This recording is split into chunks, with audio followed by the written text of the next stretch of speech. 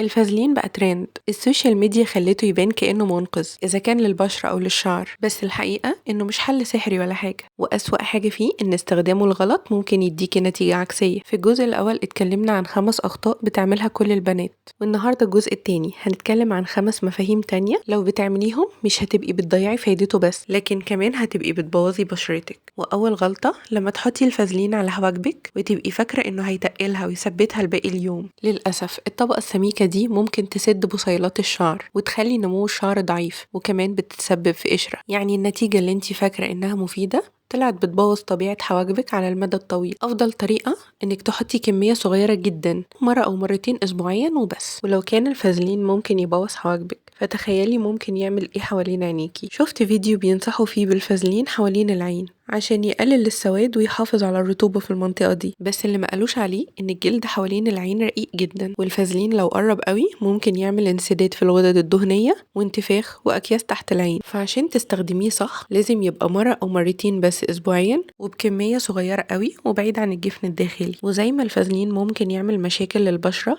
فأكيد ممكن يعمل مشاكل للشعر. بنات كتير بيقعوا في الغلطة دي، يحطوا كمية فازلين كبيرة قوي على شعرهم قبل السشوار أو المكوى، اعتقادا منهم إن ده هيحسن مظهر شعرهم وهيحافظ على الرطوبة اللي فيه. بس اللي بيحصل إن الشعر بيبقى شكله ملبد قوي وثابت بطريقة مش طبيعية، غير إن الحرارة بتحرق الفازلين جزئيا، وده بيخلي فيه ريحة مش لطيفة، وكمان أطراف الشعر بتتلف. والأسوأ من ده كله إن الفازلين مع الحرارة الجامدة بيخلوا الشعر أغمق، يعني الفكرة اللي كانت لحماية الشعر طلعت بتبوظه. الأفضل إنك تحطي كمية صغيرة على الأطراف بس، وده بعد التسخين مش قبله. وبنفس منطق الفازلين مع الحرارة العالية، إيه اللي بيحصل للشعر هنلاقيه برضه بيحصل للبشرة. تخيلي إنك حطيتي فازلين وخرجتي في الشمس. لو مستغربة ففي بنات كتير فاكرة إن الفازلين بيحمي من الجفاف، وده أنا صححته كذا مرة قبل كده، إن الفازلين مش بيعالج الجفاف، هو بس بيحافظ على رطوبة البشرة. يعني لو بشرتك مترطبة كويس هيحافظ على رطوبتها، أما لو كانت جافة فالموضوع هيبقى أسوأ. فبدل ما الفازلين بيحميهم من حرارة الشمس والجفاف، للأسف هو بيحبس الحرارة والعرق، وده بيخلي فيه تهيج وحبوب في البشرة، بلس كمان درجتين 3 اسمرار. الأفضل